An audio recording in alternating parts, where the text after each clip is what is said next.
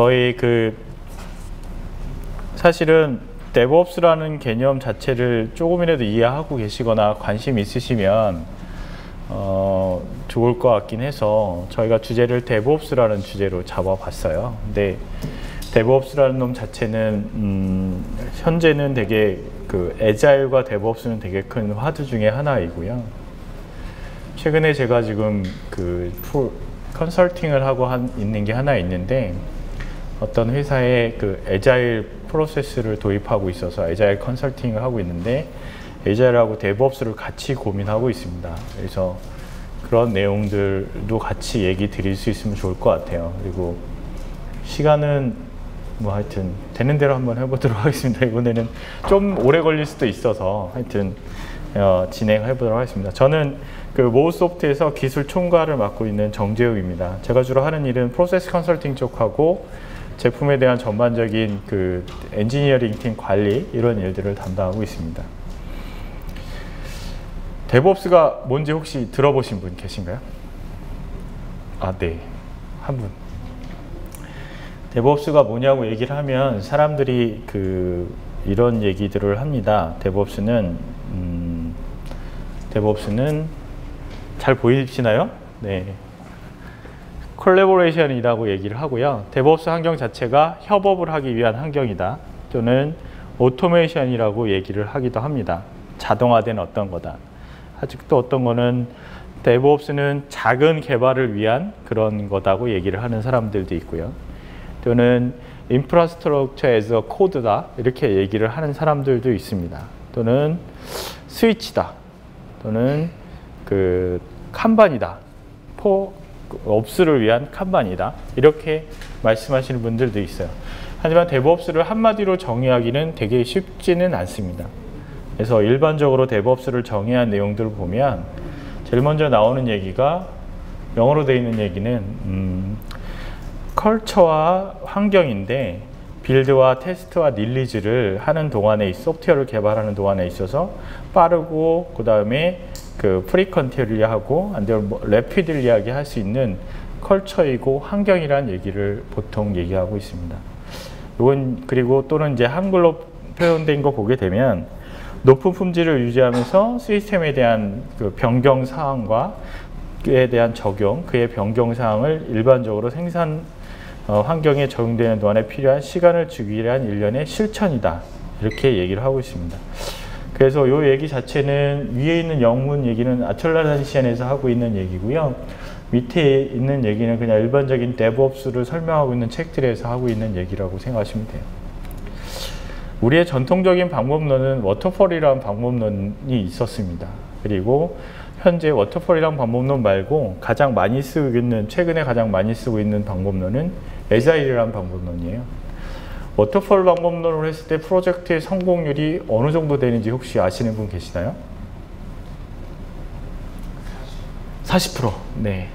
과감하게 질러보십시오. 더. 예? 10%. 네. 너무 지르셨네요.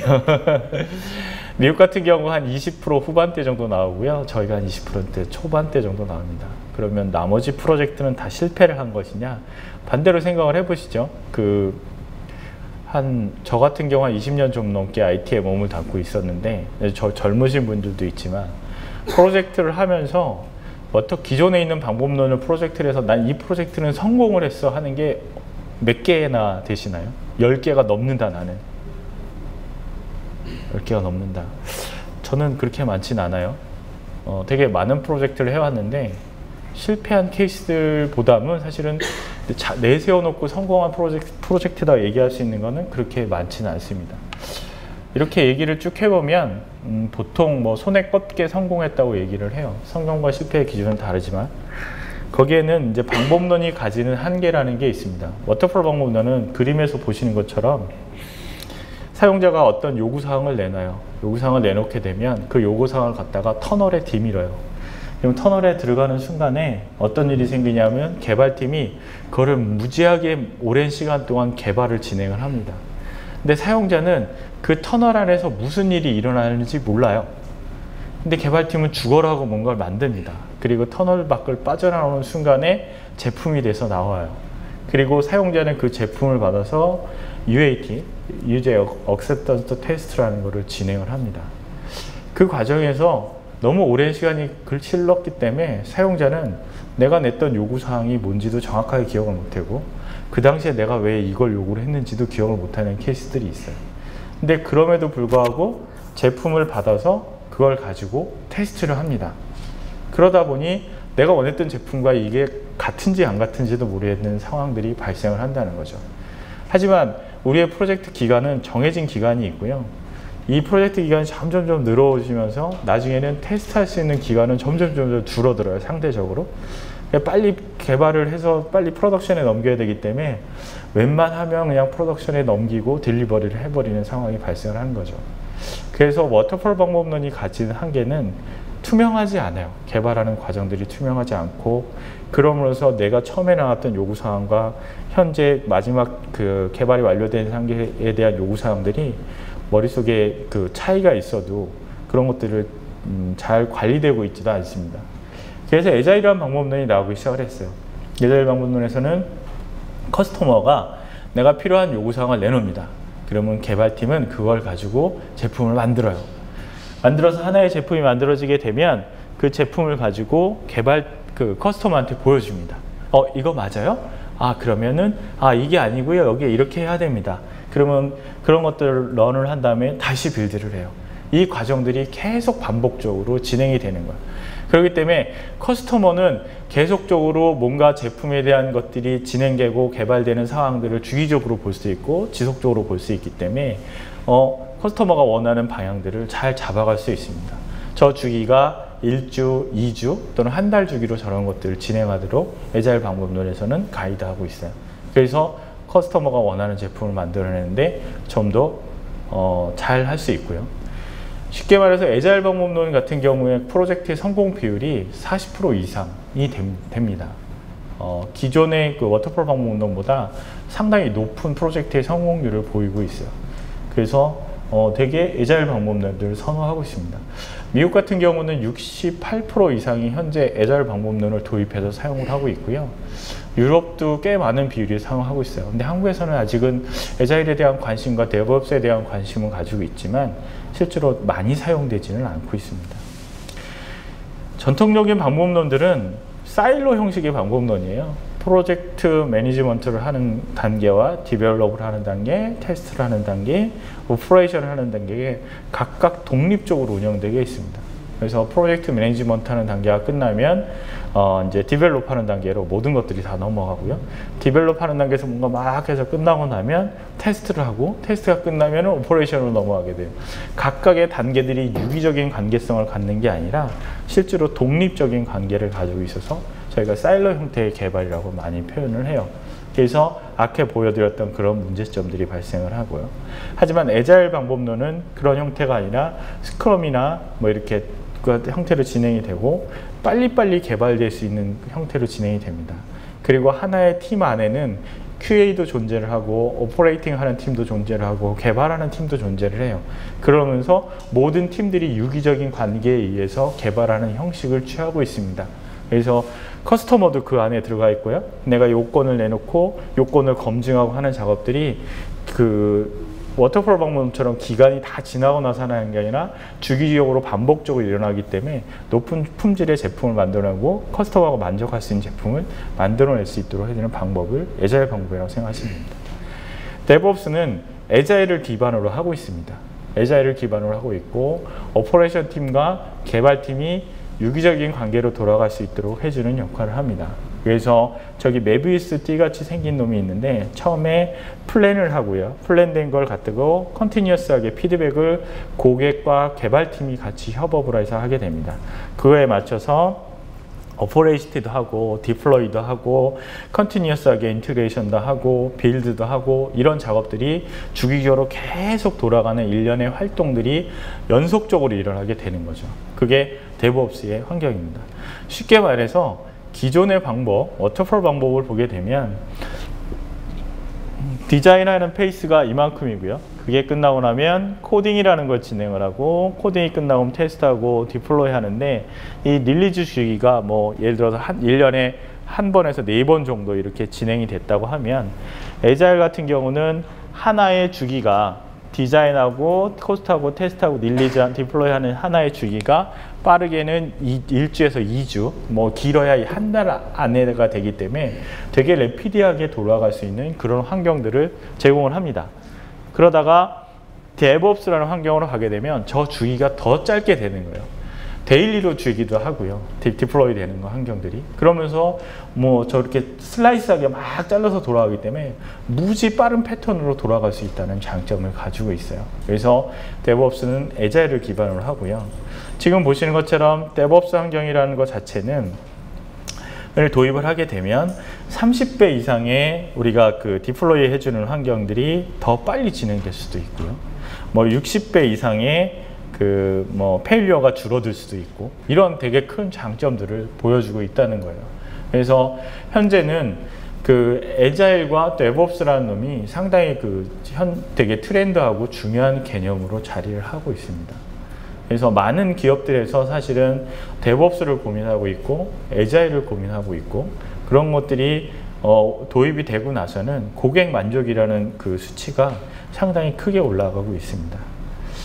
지금 여기 보시는 대표적인 기업 하나가 넷플릭스라는 기업인데, 혹시 넷플릭스라는 회사를 아시는 분? 아, 네. 엔터테인에 관심이 많으시군요. 네. 넷플릭스라는 회사는 동영상을 제공해주는 회사예요. 영화 같은 것들을 제공을 해줍니다. 최근에 오픈했던 영화 중에 옥자라는 영화가 혹시 아시나요? 저보다 큰 돼지가 나오는데 사람 몇 배 되는 하마만한 돼지가 나와서, 그 영화도 아마 넷플릭스에서 제가 알기로는 그 스폰서를 한 걸로 알고 있습니다.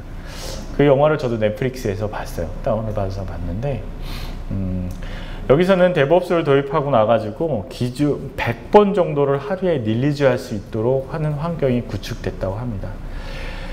실제로 제가 이 DevOps를 한번 적용해 본 기업이 있는데, 그 회사 같은 경우는 이제 내비게이션을 만드는 회사였어요. 내비게이션을 만들려고 하면 자동차에 들어가는 내비게이션에는 어떤 기능들이 있냐고 하면, 순정 부품 내비게이션 같은 경우는 오디오도 있고요. 그 다음에 DMB도 있고요. 내비게이션 모듈도 있고, 라디오 모듈도 있고, CD도 있고, 되게 많은 기능들이 그 안에 들어가 있습니다. 근데 그거를 한 사람이 만드는 게 아니라 각각 파트별로 만들게 돼요. 그래서 그런데 그것도 하나의 랭귀지가 아니에요. 어떤 랭귀지는 자바로 만들고, 어떤 거는 C나 C++로 만들어지기도 하고요. 어떤 것들은 다른 인터페이스를 통해서 만들어집니다. 기본적인 프레임워크가 있고, 그 프레임워크에서 만들어지긴 하지만 다 다른 인터페이스 방식들을 가지고 있어요. 근데 이것들이 기존에는 이런 환경이 갖춰지기 전에 하루에 3번을 그 빌드를 해서 인티그레이션 하기도 어려운 상황이었어요. 근데 여기 같은 경우도 DevOps 환경을 적용을 하고 하루에 30번 정도 빌드를 해서 인티그레이션 할 수 있는 환경이 갖춰질 수 있었다는 거죠. 근데 생산성이라는 게, 그럼 쉽게 말하면 3번 하던 게 30번을 넣었으니까 10배의 생산성이 증가한 거죠. 그런 환경들을 만들어낼 수가 있습니다. 근데 DevOps만 적용하면 되느냐? 꼭 그건 아니에요. 옆에 있는 회사는 아마존이라는 회사입니다. 아마존을 모르시는 분은 거의 없으시죠? 네. 아마존에서 물건 한번 안 사봤다 하시는 분은 반성하셔야 합니다. 저도 사봤습니다. 네. 다 한 번씩은 물건을 사보셨을 겁니다. 쌉니다. 네. 말도 못하게 쌉니다. 뭐 배송비를 그 외국에서 배송해서 우리나라로 가져오더라도 한국에서 물건을 사는 것보다 훨씬 더 쌉니다. 여기도 지금 그 DevOps 환경을 적용을 했고요. 1년에 50밀리언만큼의 디플로이가 가능하다고 합니다. 50밀리언이면 얼마죠? 네, 저는 숫자 개념이 좀 약해가지고 정말 엄청난 그 숫자의 그 디플로이 환경이 가능해지다는 거죠. 넷플릭스나 그 아마존 같은 사이트의 특징을 한번 생각해 보시기 바래요. 엄청나게 많은 백데이터들이 있고요. 이 백데이터들이 수시로 변합니다. 근데 그 데이터들을 하루에 한 번씩 디플로이 한다고 하면은 얘들은 경쟁력이 없어요.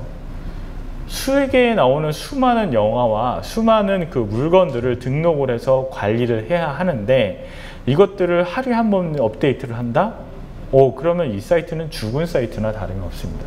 그래서 여기서는 이런 DevOps 환경들을 도입해서 사용한다는 거죠. 일반적으로 데브옵스 환경을 쓰는 데가 이런 데뿐 아니라 여러분들의 위에 어떤 비즈니스를 하느냐에 따라 다르긴 하겠지만 웹 형태의 서비스를 한다 하면은 데브옵스 환경은 상당히 중요한 예 작용할 수 있는 일입니다. 그래서 웹으로 서비스 하시는 회사라든가 이런 데에서는 데브옵스를 한번 고민해 보시는 것도 좋을 것 같습니다. 그래서 아틀란시안 고객의 63% 정도가 현재 데브옵스를 도입해서 잘 활용을 하고 계십니다.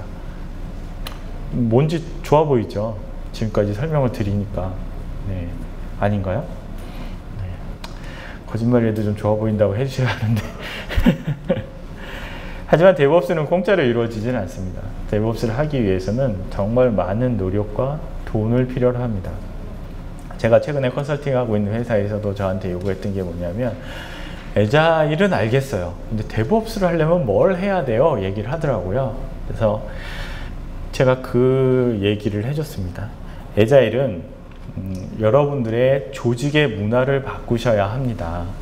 기존에 개발하시던 워터펄 기반의 방법이 아니라 서로 협업할 수 있고 서로 코워크할 수 있는 문화로 바꾸셔야 합니다. 데브옵스는 여러분들이 가지고 있는 인프라를 바꾸셔야 합니다. 컬처가 바뀌고 인프라가 바뀌어야 하지만 데브옵스가 가능해집니다. 그 이유는 뭐냐면 하루에 3번 빌드하던 환경을 30번 빌드하는 환경으로 만들려고 하면 어떻게 하면 되죠? 어떻게 하면 될까요? 사람을 10배로 뽑던가 아니면 사람을 죽을 때까지 일을 시키던가 아니면 자동으로 뭔가 할 수 있는 환경을 필요로 합니다. 그러지 않고는 이루어질 수가 없어요. 데브옵스라는 환경 자체는. 그래서 필요한 것들이 있는데 4가지의 필요한 요소들이 있습니다. 처음에는 플랜 앤 메저입니다. 여기에서는 계획하고 우리가 측정하는 방법은 에자일이나 닌 같은 그런 에자일 방법론들을 근간으로 하고 있습니다. 그래서 기본적으로 데브옵스 환경을 가기 위해서는 개발의 인프라 환경들이 에자일 기반으로 전환이 되셔야 합니다. 두 번째는 디벨롭 앤드 테스트입니다. 소프트웨어를 개발하고 그 다음에 테스트하는 데 있어서 개발의 협업 환경은 상당히 중요합니다. 저 안에서 이루어지고 있는 세션들의 대부분이 뭐냐면 아틀란시안 제품을 사용하시게 되면 협업을 잘 하실 수 있습니다. 각 조직 간의 협업, 조직 내의 협업이 잘 이루어질 수 있기 때문에 생산성이 높아집니다 하는 얘기를 하고 있어요. 네, 맞습니다. 데브옵스를 하기 위해서는 그게 돼야 합니다. 두 번째는 테스트를 오토메이션 하셔야 합니다. 근데 가장 어려운 분 중에 하나가 테스트를 오토메이션 하는 것 중에 하나예요. 왜냐하면 테스트를 오토메이션 할 수 있는 툴들이 그렇게 많지 않기 때문에 어렵습니다. 세 번째 요소는 릴리즈하고 디플로이입니다. 릴리즈하고 디플로이는 프로덕트 개발이 끝나고 나면 빌드를 하고 빌드된 것들을 조합을 하는 걸 릴리즈된 결과를 타겟 시스템에 배포하는 걸 디플로이라고 합니다. 근데 우리는 이런 시스템 환경들을 딱 하면 생각나는 게 뭐 예를 들면 젠킨스 같은 것들을 생각하시게 되죠. 젠킨스 가지고 하실 수도 있어요. 이런 환경들을 자동화시키셔야 합니다. 그러지 않고는 릴리즈하고 디플로이를 자동화할 수 없어요. 그 전에 젠킨스를 호출할 수 있는 것과 앞단에 형성 관리, 소스를 관리해주는 체계들이 다 체계적으로 잡히셔야 합니다. 마지막으로는 모니터링하고 옵티마이즈입니다. 그래서 우리가 지속적으로 잘못된 것들을 발견해내고 잘못된 것들을 추적해서 관리할 수 있는 체계를 필요로 합니다. 데브옵스를 하기 위해서는 몇 가지 핵심되는 프랙티스들이 있습니다. 첫 번째는 프로세스인 데브옵스입니다. 데브옵스는 아까도 말씀드렸듯이 닌과 에자일 같은 기본적인 에자일 방법론을 기반으로 하고 있습니다. 그래서 이런 방법론들이 정립이 돼야 되는데 그 중에 5가지의 핵심 프랙티스를 제가 말씀드리고 싶어요. 첫 번째는 릴리즈 플래닝입니다. 릴리즈 플래닝은 지속적으로 계획하고 평가에 의해서 릴리될 수 있는 계획들이 만들어져야 합니다. 이런 릴리즈 주기들이 다 정해지고 그것에 의해서 지속적으로 계획된 것에 의해서 움직일 수 있도록 해야 되고요. 그 다음에 Continuous Integration입니다. 데브옵스에서 가장 중요하게 생각하는 부분 중에 하나가 CI 환경, CD 환경 뭐 이런 얘기 들어보셨을 거예요. Continuous Integration은 빌드를 자동적으로 해주고 통합을 해주는 그런 환경입니다. 그 다음에 Continuous Testing입니다. 빌드만 되면 뭐예요? 테스트가 돼야 되잖아요. 빌드된 결과들이 지속적으로 테스트되고 테스트된 결과들이 피드백이 돼서 다시 개발이 되거나 아니면 다시 빌드가 되거나 이런 환경들이 갖춰져야 합니다. 그 다음에 컨티뉴어스 딜리버리, 빌드된 결과들과 테스트된 결과들이 오토메이션하게 자동으로 넘어가야 합니다. 그래서 운영 시스템, QA 시스템, 테스트 시스템, 우리가 갖춰진 인바이러먼트들한테 이런 것들이 적시에 그 다음에 지속적으로 디플로이가 돼야지만 합니다. 그래서 이런 CD 환경이 갖춰지고요. 그 다음으로 Continuous Monitoring and 피드백 환경이 갖춰져야 합니다. 모니터링과 피드백은 두 가지 측면이 있는데요. 첫 번째는 운영되고 있는 시스템들이 잘 돌아가고 있는지를 관리하셔야 합니다. 그래서 여러분들이 많이 쓰시는 뭐 제니퍼 같은 시스템들이 대표적인 그런 시스템 중에 하나입니다. 또 하나는 피드백입니다. 문제가 발생했을 때 개발팀 또는 운영팀 뭐 각각의 팀한테 빨리 그런 상황들이 레포트가 되고 상황이 공유가 돼야 합니다. 이런 시스템들을 갖추는 게 지라라든가 컴플런스 같은 시스템이 대표적으로 그런 것 중에 하나라고 말씀드릴 수 있어요. 근데 여기 말은 컨티뉴어스라고 해놨지만요. 이 컨티뉴어스를 다른 말로 바꾸면은 사실은 해답이 나옵니다. 데브옵스에. 컨티뉴어스란 얘기를 오토메이션이란 얘기로 바꾸셔야 합니다. 쉽게 말해서 릴리즈 플래닝은 뭐 플래닝을 하니까 상관없는데 컨티뉴어스 인테그레이션은 오토매틱 인테그레이션, 오토매틱 테스트, 오토매틱 딜리버리 이런 환경이 갖춰져야지만 데브옵스 환경을 제대로 하실 수 있어요. 그 얘기는 뭐냐면 돈이 필요하다는 얘기입니다. 엄청나게 많은 투자를 하셔야 해요. 그래서 애자일이라는 거는 컬처를 바꾸는 거지만 데브옵스는 인프라를 바꾸는 거라고 말씀드렸던 제가 이유가 뭐냐면 데브옵스를 잘 하시기 위해서는 이런 인프라적인 환경들에 대한 투자가 필요로 하십니다. 그런 것들이 안 되면은 사실은 데브옵스를 하실 수가 없어요. 쉽게 말해서 빌드를 하루에 30번을 하면 뭐예요? 30번을 하는 목적이 뭔가요? 빌드를 30번을 하는 목적은 테스트를 하기 위해서예요.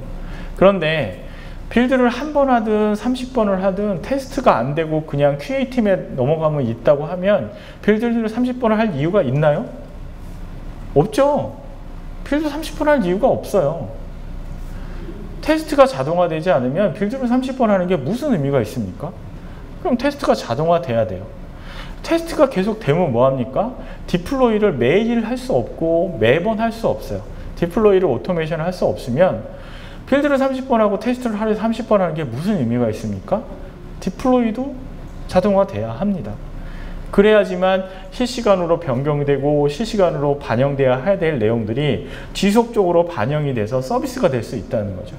그런 환경들이 갖춰지지 않으면 그렇다고 사람이 다 앉아가지고 자 빌드 버전 넘어왔어. 자 지금부터 우리는 테스트를 하는 거야. 5분 내에 결과를 얻어내야 돼. 이럴 수 있는 회사가 있을까요? 그럼 아마 개발자 한 명당 테스터 10명이 필요할 거요. 그런 환경을 구축하기 위해서 그런 비용들을 고려해야 되고 디플로이도 마찬가지예요. 야 빌드 버전이 넘어오고 테스트가 끝났어. 우리 반영해야 돼. 빨리 서비스 내려. 고객들이 인지하지 못하게 서비스 내리고 빨리 서비스를 해야 돼. 뭐 이렇게 하는 것도 쉽지 않다는 거죠. 그러니까 이런 모든 환경들은 사실은 인프라적인 요소들을 내포하고 있습니다. 아트라시안 솔루션들은 여러 가지 솔루션이 있지만 예를 들어서 플랜 같은 경우는 지라하고 컨플런스를 쓸 수도 있고요. 그 다음에 그 빅버켓이나 아니면 지라 소프트웨어 같은 경우는 이제 빌드 하거나 하는데 사용하실 수 있습니다. 물론 뱀부 같은 것도 쓸 수 있고요. 컨티뉴어스하게 인티그레이션 하는 거는 뱀부하고 빅버켓 파이프라인 같은 것들을 사용할 수도 있고요. 그 다음에 그 오퍼레이션 하는 단계, 그 다음에 어디죠? 네, 디플로이 하는 단계는 뱀부, 그리고 지라 소프트웨어, 빅버켓 이런 식으로 다양한 제품들을 활용을 하실 수가 있도록 되어 있습니다. 한데 사실은 요게 살짝 빠지는 게 있어요. 혹시 뭐가 빠졌나요? 제가 앞에서 말씀드린 것 중에 기억하시나요? 모르시나요? 테스트 부분이 좀 빠져 있긴 합니다. 아트라시안 제품이 사실 테스트가 좀 약하긴 해요. 테스트 오토메이션 해주는 부분이 약하고요. 나머지 부분들은 잘 갖춰져 있습니다. 질문 드리려고 하는데요. 네. 테스팅이라는 거에 어떤 테스트가 포함됩니까? 예를 들어 점적 분석이나 동적 분석 이런 걸 말씀하시는 거예요? 다 포함을 해야 합니다. 예를 들어서 개발, 네? 수준은 어느 정도 그거 이제 지금 말씀드리려고 했는데요. 우리가 소스 코드를 개발하고 나서 제일 먼저 해야 되는 게 이제 코드 인스펙션, 정적 분석을 해야 됩니다. 그 소스 코드가 어느 정도의 퀄리티를 하고 있는지, 그리고 우리가 제공하는 가이드라인을 맞춰서 개발이 됐는지에 대한 정적 분석을 하셔야 되고요. 그 다음으로 테스트해야 되는 게 이제 펑셔널 테스트를 하셔야 해요. 펑셔널 테스트도 중요한 이유가 그런 것들이 잘 돼야지만 기능적으로 완료가 됐는지도 이제 검토하실 수 있잖아요. 그 다음에 이제 퍼포먼스 테스트라든가 이런 작업들을 필요로 합니다. 그래서 DevOps의 전체적인 것 중에 사실은 그런 부분들이 자동화될 수 있으면 좋지만 툴 자체가 그것들을 다 100% 제공하지 못해요. 그래서 보통의 경우는 어떻게 쓰시냐면 정적 분석 같은 경우는 아틀라시안 제품 중에도 그런 코드에 대한 것들을 검증해주는 툴들이 있거든요. 코드 커버리지라든가 코드 퀄리티 같은 것들을 측정해주는 제품들이 있어요. 그런 것들을 뱀부가 돌면서 빌드를 쭉 하고요. 빌드된 결과 또는 빌드를 하기 전에 정적 분석을 돌려서 그 결과를 받기도 합니다. 그렇게 활용하시기도 하고요. 또는 아틀라시안에 플러그인 되는 다양한 제품들이 있는데 테스트 매니지먼트 해주는 솔루션들이 있어요. 그런 플러그인 된 솔루션하고 연결을 해서 자동으로 테스트 스크립트를 돌리고 그 결과들을 받을 수 있도록 그렇게 해주는 솔루션들도 있습니다. 근데 이게 완벽하진 않아요. 펑셔널 테스트 해주는 부분 같은 경우는 워낙 요즘에 환경들이 복잡하기 때문에 펑셔널 테스트가 우리가 만족하는 수준으로 다 되지는 않습니다. 그래서 일부는 매뉴얼하게 하셔야 되는 부분들이 있어요. 하지만 최근에 구글이나 이런 데서 제공되는 셀레늄이나 이런 환경들은 웹 베이스나 아니면 어플리케이션 단에서의 테스트들을 상당 부분 자동화시킬 수 있는 요소들을 가지고 있습니다. 릴리즈 플래닝에 쓸 수 있는 건 지라 소프트웨어를 사용할 수도 있고요. 그 다음에 컨플런스를 사용할 수도 있습니다. 지라하고 컨플런스는 저 안쪽에서 되게 여러 번 얘기가 됐기 때문에 더 설명을 드리지도 않겠습니다. 최근에 나온 것 중에 이제 트렐로라는 제품도 있어요. 트렐로라는 제품은 오늘에도 특별히 설명이 되진 않았지만 쉽게 말해서 내가 해야 될 타스크들을 팀이나 아니면 개인별로 해서 타스크 관리를 되게 잘 할 수 있는 제품이에요. 상당히 아틀라시안에서 핫하게 밀고 있는 제품 중에 하나입니다. 그 다음에 컨티뉴어스하게 딜리버리를 하거나 그 다음에 빌드를 하기 위해서 필요한 것이 비트버켓이라는 제품입니다. 깃이라는 놈은 잘 알고 계시죠? 예. 깃을 모르면은 깃은 아실 거라고 생각을 해요. 깃 같은 경우에 장점이 뭐냐 하면 사실은 분산 DB를 사용하기 때문에 되게 빠른 퍼포먼스를 가지고 있다는 장점이 있어요. 근데 깃의 가장 큰 단점은 뭐냐 하면 모든 것들을 다 커맨드로 해야 합니다. 저와 비슷한 세대에 계신 분들은 유닉스에 익숙하시기 때문에 커맨드를 쓰는데 문제가 없는데 저보다 젊은 세대, 저보다 한 10살 이상 차이 나시는 분들은 사실은 윈도우 환경에 더 익숙하시거든요. 그래서 그런 분들은 사실은 커맨드를 쳐서 뭘 하기를 되게 힘들어 합니다. 그리고 요즘에 에디터들도 저는 VI를 썼던 세대인데 요즘 에디터들은 내가 뭘 하나 치면은 자동으로 알아서 이렇게 딱 뜨잖아요. 자동으로 글을 완성해 주죠. 하다못해 펑션 네임을 하나 치더라도 그거와 제일 유사한 클래스 네임 이런 것들 다 찾아가지고 해주고 합니다. 이클립스만 써도 그런 것들이 다 되기 때문에 상당히 편리한 환경들을 지금 제공하고 있는데 그런데 커맨드로 뭘 하기가 되게 쉽지 않아요. 근데 비트버켓은 깃을 사용하는 사용자들한테 그런 커맨드를 하는 모든 일들을 좀 쉽게 해줍니다. 브랜치를 만든다든가 커밋을 한다든가 이런 단계들을 비트버켓이 되게 쉽게 할 수 있도록 제공해줘요. 그래서 깃에 있는 커맨드 환경에 랩핑을 씌워가지고 조금 UI 환경으로 사용할 수 있도록 해주는 제품이 비트버켓이라고 됩니다. 거기에 추가적으로 소스트리라는 것이 있는데 소스트리를 사용하시게 되면 소스에 대한 변경 히스토리 같은 것들을 보실 수도 있어요. 소스트리는 제가 알기로는 이거는 프리로 제공되는 걸로 알고 있습니다. 비트버켓을 사용하시면 같이 사용할 수 있는 프리 버전이라고 합니다. 그 다음에 이제 뱀부라는 환경이에요. 뱀부는 젠킨스하고 동일하다고 보시면 돼요. 다만 더 좋은 점은 뭐냐면 젠킨스도 요즘은 되게 많이 좋아지긴 했습니다. 많이 좋아지긴 했는데 옛날에는 다 스크립팅 작업을 일일이 다 하나하나 다 했어요. 근데 뱀부는 이거보다는 더 적은 스크립팅 작업으로 효과를 볼 수 있고요. 빌드를 해주고 디플로이해주는 환경들을 제공을 해줍니다. 그래서 컨티뉴어스하게 딜리버리 한다든가 플렉서블한 파이프라인을 제공한다든가 아니면 인티그레이션을 하거나 확장을 하는 데 있어서 좀 더 편리하게 사용할 수 있는 것이 뱀브라는 환경입니다. 뱀브는 뭐 단순히 그 클라이언트, 그러니까 서버 단에다 뱀브를 디플로이 하는 것도 가능하지만 아마존 같은 클라우드 환경에 디플로이 하는 것도 가능을 해요. 그래서 아마존 같은 경우 이제 타겟 시스템을 정해 놓게 되면 뭐 아마존 시스템에다 다운로드를 배포하거나 이런 것들이 좀 더 쉬워진다는 거죠. 이 단계에서 살짝 짚고 넘어갈 게 있습니다. 빌드와 릴리즈와 디플로이의 개념의 차이가 뭐냐에 대해서 잠깐 한번 짚고 넘어가도록 할게요. 빌드는 내가 뭔가 개발을 하게 되면 그 개발된 놈들을 모아주면서 각각의 이제 빌드를 수행하게 되는데 정말 그 빌드예요. 그래서 하나의 실행 모듈을 만들어주는 게 빌드라고 보시면 될 것 같고, 그거 뭐 우리가 자바 같은 경우는 자박 해가지고 이제 자바 C 한 다음에 이제 그 클래스 네임 주면 자동으로 빌드돼서 나오지 않습니까? 그런 식으로 하는 액션이 빌드라고 보시면 되고요. 각각의 빌드된 익스큐션 모델들을 합하는 걸 갖다가 합하거나 합해진 결과들을 모아주는 걸 갖다가 보통 우리가 릴리즈라고 표현을 합니다. 인티그레이션, 릴리즈. 릴리즈된 결과를 갖다가 타겟 시스템에 집어넣는 거. 그래서 뭐 QA 시스템, 아니면 스테이징 시스템, 아니면 프로덕션 시스템에 집어넣는 이런 액션들을 갖다가 저희가 디플로이라고 표현을 하거든요. 그래서 이런 행동들을 전부 다 자동화시킬 수가 있습니다. 사람이 하지 않고 자동화시킬 수 있는 방법들이 있는데 이런 것들은 제공되는 다양한 솔루션들이 있기 때문에 그런 솔루션들을 활용하시면 됩니다. 그 중에 하나가 뱀브고요. 뱀브 말고도 다른 솔루션들도 있어요. 그런 솔루션들이 이런 디플로이 환경들을 자동화시켜줍니다. 그 다음에 컨티뉴어스 모니터링의 피드백은 지라 소프트웨어 같은 것들을 사용하시면 되고, 지금 보신 것처럼 대시보드 형태를 해가지고 전체적으로 현황이라든가 이런 것들을 조회할 수 있도록 해주고 있고요. 서비스 데스크 같은 것들을 활용하실 수도 있습니다. 문제가 있다고 하면 문제가 있는 거 또는 사용상에 불편한 것들을 서비스 데스크에 등록하게 되면 자동으로 이게 지라로 넘어오게 되고요. 지라에 넘어와서 관리가 되게 됩니다.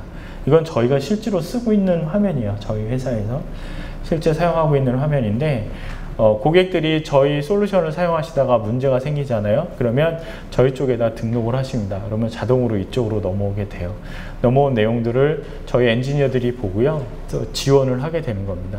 그렇게 되면은 고객 입장에서는 빨리 지원을 받을 수 있어서 좋고요. 저희는 오픈된 것들이 일정 시간이 지나게 되면은 색깔이 바뀝니다. 예를 들어서 저희는 4시간 안에 답을 해주도록 돼 있어요. 저희 내부의 룰이 4시간이 지났는데도 고객한테 아무런 피드백이 안 갔다 하면은 얼럿이 뜹니다. 그러면 이제 제가 들어가서 보고 이거 왜 피드백을 안 했습니까? 하고 이제 엔지니어들을 막 혼을 제 캐릭터상 혼을 내지는 않고요. 저는 사람을 혼내지 않습니다. 때리지도 않습니다. 그냥 얘기를 하죠. 야, 이거는 왜 이렇게 됐습니까? 얘기를 하면 이제 엔지니어들이 얘기를 해주고요. 근데 뭐 저희 자랑일지 몰라도 여기 보시게 되면은 글씨가 잘 보이시는 모르겠는데 대부분의 경우는 좀 어려운 건이 아니면, 그러니까 되게 복잡한 건들도 있어요. 하루 이틀 저희가 내부적으로 테스트해야 되는 건이 아니면 바로바로 피드백을 해주기 때문에 고객이 웨이팅 포 커스터머로 되어 있는 것들은 고객한테 이미 피드백을 해줬고요. 근데 고객들이 오케이 사인을 안 한 것들은 웨이팅 포 커스터머로 되어 있습니다. 근데 대부분의 고객들이 오케이를 해주진 않아요. 그러면 저 상태로 일주일이 지나가면 저희가 메일을 보내요. 일주일이 지나도 오케이 사인이 안 떨어졌기 때문에 저희가 이 케이스는 종료하겠습니다. 계속 문제가 있으시면 다시 메일을 주십시오 하고 요청을 합니다. 그러면은 뭐 그때는 이제 오케이를 하시는 분들도 있고 아니면 강제 종료를 시키기도 합니다. 하여튼 이런 식으로 해서 이런 시스템을 통해서 현재 우리가 해야 될 일들에 대한 것들을 지속적으로 모니터링 해낼 수 있습니다. 또는 스트라토스 같은 페이지 같은 걸로 시스템에 대한 현황들을 모니터링 할 수 있어요. 아까 말했던 제니퍼 같은 시스템도 있지만 스트라토스 페이지 같은 경우는 가지고 있는 시스템들의 사용량이라든가 이런 것들을 주기적으로 모니터링 할 수 있는 솔루션도 있습니다.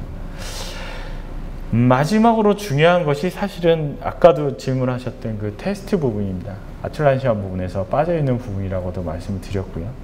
제가 저기서 임포턴트를 빨간색으로 쓴 이유가 있습니다. 혹시 중요해서일까요? 왜일까요? 네, 모르시죠? 함정에 빠지셨습니다. 임포턴트의 스펠링이 틀렸어요. 네, 일부러 틀리게 썼습니다. 이유는 뭐냐면 지금 요즘 세미나들은 사실은 이거를 이렇게 출력물을 드리진 않아요. 근데 사실 몇 년 전만 하더라도 세미나를 하게 되면은 그 출력을 다 해서 책으로 드렸어요. 한번 생각을 해보세요. 저희가 올해 3월에 저희 모우가 세미나를 했을 때 참석하셨던 분들이 한 400분 정도 되십니다. 400분 정도한테 이걸 다 책자로 배포했다고 하면 400분한테 잘못된 내용이 나간 거잖아요. 그러면 그거를 발견을 하고 그거를 리워크를 해서 임포턴트의 스펠링을 제대로 해서 뭐 스티커를 만들어 붙였다 했을 경우에 들어가는 리소스가 얼마가 들어갈까요? 엄청나게 많은 시간과 비용이 들어가야 합니다. 사실은 테스트는 이래서 중요한 거거든요. 테스트를 우리가 잘 해야 되는 이유는 그 갤럭시 S7을 보더라도 알 수 있어요. 그들은 삼성전자 입장에서는 뭐 나름대로 하느라고 했겠지만 많은 기간을 테스트하지 않았기 때문에 엄청난 데미지를 입을 수밖에 없었거든요. 그래서 고객한테 딜리버리 되기 전에 우리는 충분한 시간의 테스트 시간을 가지고 제품이 딜리버리 돼야 합니다. 그럼에도 불구하고 우리는 항상 테스트에 대해서 간과하고 있고, 전체적으로 워터폴을 보게 되면 테스트 기간을 뭐 프로젝트 완료 시점에 뭐 한 30%를 뒤에 잡아놓죠. 근데 이게 점점 밀려나가다 보면은 테스트 시간은 점점 이렇게 줄어들고 하게 되는 상황이 발생을 한다는 거죠. 이것들이 문제를 일으킵니다. 그래서 요즘은 DevOps 말고요, Dev TestOps라는 용어도 있어요. 테스트를 더 중요하게 생각을 한다는 거죠. 그래서 테스트 환경 및 그 테스트 케이스 이런 것들을 매니지먼트 해주는 솔루션들이 상당히 큰 대세로 떠오르고 있습니다. 그래서 이런 환경들을 구성하실 필요가 있고요. 자동화된 테스트 환경을 하기 위해서는 인프라라든가 아니면 버추얼 테스트 인바이러먼트도 필요로 합니다. 예를 들어서 그거예요. 프로젝트가 완료되는 시점에 우리가 테스트 환경을 좀 만들어 주십시오 하고 그 인프라팀에 요청을 했어요. 일단 인프라팀에서 온 피드백이 뭐냐면 테스트 환경을 우리가 만들려고 그러면은 최소한 2주는 소요가 돼야 됩니다 하고 얘기가 왔어요. 왜냐하면 서버도 준비해야 되고요, 거기다 네트워크도 해야 되고 뭐 해야 되기 때문에 되게 오랜 시간이 걸립니다 하는 피드백이 왔어요. 근데 우리가 가진 테스트 시간은 한 달이에요. 그러면 2주를 그것 때문에 까먹을 수는 없잖아요. 근데 대부분의 그런 피드백이 오거든요. 그래서 테스트를 잘 하기 위해서는 그 인프라 환경이 버추얼라이즈 환경으로 만들어지는 것도 중요합니다. 그래서 아까 뭐 얘기했던 VMware라든가 아니면 클라우드 환경, 이런 환경들이 갖춰진다고 하면 내가 필요한 테스트 시스템을 뭐 한 반나절이면 뚝딱 만들 수 있잖아요. 짧으면 한두 시간이면 만들 수도 있거든요. 이런 환경들이 갖춰져야지만 하고, 거기에 맞춰서 CI하고 CD 하는 환경들도 맞춰져야 되고요. 또 예를 들자면 테스트를 한다고 해도, 그런 인프라가 갖춰진다고 해도 물리적으로 테스트가 안 되는 케이스들이 있어요. 이쪽 시스템하고 이쪽 시스템하고 세 가지 시스템이 동시에 개발이 돼가지고 얘가 통합이 돼야 되는데 한쪽이 개발이 안 됐어요. 좀 지지네요. 두 개는 개발이 끝나는데. 그러면은 얘 때문에 전체적으로 테스트를 할 수 없는 상황이 만들어질 수도 있어요. 한번 외부하고 인터페이스 되는 모듈이에요. 기존에 있는 기관계 시스템하고 우리 시스템이 인터페이스가 돼야 되는데, 이 기관계 시스템에다 대고 테스트 데이터를 쏠 수가 없어요. 뭐 은행이라고 생각을 해보세요. 은행에 계좌 이체를 해야 되는데 계좌 이체를 하려고 하는데 여기다 계좌 이체를 막 해볼 수는 없잖아요. 이 시스템이 갖춰져야 되는데 그런 환경이 안 돼요. 그러면 가상으로 이런 시스템을 만들어주는 테스트 환경을 만들어줄 수도 있습니다. 그런 솔루션들도 있어요. 그래서 가상으로 이런 환경을 만들어준다든가, 또는 다른 은행으로 계좌 이체를 할 때 그 계좌 이체하는 환경 자체를 가상으로 만들어주는 이런 시스템을 가상화해주는 환경들도 요즘에 있습니다. 이런 것들이 필요로 합니다. 그래서 트레디셔널한 그 개발 어프로치는 디자인하고 리퀘어먼트하고 그 다음에 코드하고 테스트하고 디플로이하는 일련의 절차에 의해서 진행이 됐다고 하면, 요즘의 환경들은 디자인하고 오토메이트하게 테스트하고 코드하고 다시 리팩토링하고 그 다음에 디플로이하는 이런 환경 자체로 변화해 가고 있습니다. 그래서 테스트의 중요성이 점점 앞으로 나가고 있다고 생각하시면 돼요. 기존의 CI/CD 워크플로우는 지금 보시는 형태로 이루어졌습니다. 여기 보시는 것처럼 유저 스토리가 있고, 코드를 커밋하고 빌드하고 테스트하고 매뉴얼리 오토 테스트도 하고 디플로이하고 하는 일일이지 않은 일련의 관계들 안에서 제공되는 여러 가지 아틀라시안 솔루션들을 활용하실 수 있었다고 하면 최근의 형태는 저거보다 더 왔다 갔다 피드백을 많이 하는 형태로 바뀌어가고 있어요. 그래서 지금 뭐 빗버켓이라든가 뱀브라든가 이런 환경들을 활용을 해서 사실은 좀 더 래피들리하게 그리고 자주 서로 간에 그 피드백하면서 하는 환경이 만들어지고 있습니다. 이런 환경들이 갖춰져야지만 사실은 데브옵스 환경이 좀 더 원활하게 돌아갈 수 있는 환경이 될 수 있다고 생각하시면 될 것 같아요. 그 중에 아까 제가 말씀드렸듯이 컨티니어스 테스트 할 수 있는 솔루션으로 아틀란시안의 클로버 같은 솔루션도 있고요. 그 다음에 클로즈업을 같은 솔루션도 갖추고 있습니다. 이런 것들을 활용하시게 되면 코드 인스펙션을 한다든가 코드 커버리지를 구한다든가 이런 것들을 제공되는 솔루션을 가지고도 활용할 수 있습니다. 제가 한번 유스 케이스를 한번 만들어 봤어요. 우리가 개발을 하기 위해서 처음에 뭘 할 거냐 하면 이제 여기 보시는 것처럼 기존 업무에 새로운 피처를 적용을 해야 돼요. 새로운 피처를 적용하려면 기존에 이제 마스터 이미지가 있습니다. 이 이미지 자체를 피처를 만들기 위해서 뭘 해야 되냐면 빅버켓에서 브랜치라는 걸 만들어요. 그러니까 깃에서 만들 수도 있는데 깃에서 만들면 커맨드로 브랜치를 만들어야 하니까 되게 힘들잖아요. 그래서 빅버켓에서 브랜치를 만듭니다. 그렇게 되면 지금 보시는 것처럼 새로운 피처를 만들기 위한 브랜치를 만들 수가 있어요. 이 만들어진 브랜치를 가지고 작업을 하고요. 그것이 끝나고 나면 그 내용들을 수정을 합니다. 수정이 되고 난 내용들은 우리가 테스트를 진행하고요.